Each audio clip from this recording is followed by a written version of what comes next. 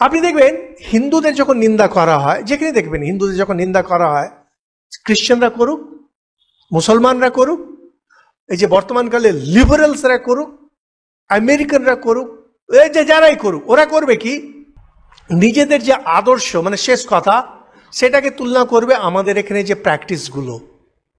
তুলনা যদি করতে হয়, তোমার যে প্র্যাকটিসেসগুলো রয়েছে সেটা আমার প্র্যাকটিসের সঙ্গে করো, সেটা কখনো করবে না। আদর্শ হিসেবে অনেক কিছু বলা যায়, আর নিজের আদর্শের তুলনা আমাদের সমাজের প্র্যাকটিসের সঙ্গে করবেন না। তুলনা যদি করতে হয়, আপনার প্র্যাকটিস হিন্দুদের প্র্যাকটিস করুন, আর যদি আদর্শের তুলনা করতে তাহলে আমাদের আদর্শের সঙ্গে করুন। আপনারা বলেন সব মানুষ এক, হিন্দুদের আদর্শ হচ্ছে মানুষ ভগবান। দেখুন কার আদর্শ উঁচু। যখনই কেউ নিন্দা করে, যদি আপনার কেউ নিন্দা করে কোথাও, যখনই আপনার নিন্দা হচ্ছে, আপনার হয়তো মন খারাপ হয়ে যাচ্ছে শুনে, একটু বিচার করে দেখবেন সেই লোকটি নিজের বেস্টকে আপনার ওয়ার্স্টের সঙ্গে তুলনা করে। আপনি যখন কারো নিন্দা করেন, একই জিনিস করেন। আপনার যে বেস্ট সেটার সঙ্গে অপরের যে ওয়ার্স্ট সেটার সঙ্গে তুলনা করেন। আপনার বেস্টের সঙ্গে তার বেস্টের সঙ্গে তুলনা করুন না।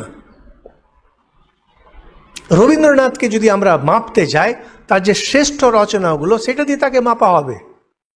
শেক্সপিয়ারের বেশিরভাগই রচনা হচ্ছে অখাদ্য, পড়া যায় না, সবাই জানেন এটা, কিন্তু শেক্সপিয়ারকে জানা হয় তার যে শ্রেষ্ঠতম রচনা দিয়ে। কোনো জিনিসকে যদি মাপতে হয় তার শ্রেষ্ঠ জিনিস দিয়ে দেখতে হবে, সাধারণ জিনিসকে দিয়ে না।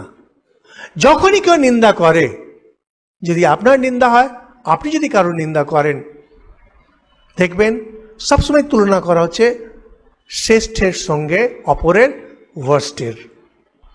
জ্ঞান, ভক্তি, যোগ, এনারা যে মারামারি করেন, ঠিক এইভাবে নিজে যে বেস্ট সেটার সঙ্গে তুলনা করে তার ওয়ার্স্টের সঙ্গে।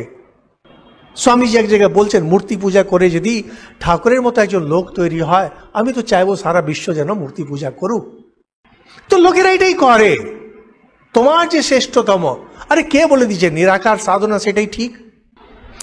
বলছে প্রতীক একটা হয়, হিন্দুদের এত প্রতীক, তাহলে কেন?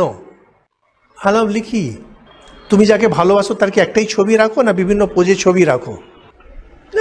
আননেসারি মারামারি লাগবে, কি বলে লাভ নেই। মূর্খদের দেশ, সেখানে মূর্খরা মূর্খ যুক্তি দিয়ে যাচ্ছে। আরে আপনি যাকে ভালোবাসেন, যাকে আপনি ভালোবাসেন, একটা বাবা নিজের ছেলেকে যখন ভালোবাসে, বিশেষ করে ইদানকালে, আর বেলুর মঠে দেখবেন সেই ছেলে মেয়েগুলো আসে, একটা এই পোজ, একটা ওই পোজ, একটা ওই পোজ। কেন নিচ্ছেন? কেন ভাই? একটা পোজ হলেই তো হয়ে যায়, একটা প্রতীক, ওইটা তো একটা সিঙ্গেল হয়ে যায়। আরে যাকে ভালোবাসে তাকে 1000 রকমের প্রতীক আমি রাখবো, 1000টে পোজে রাখবো, তো অসুবিধে কোথায় আছে?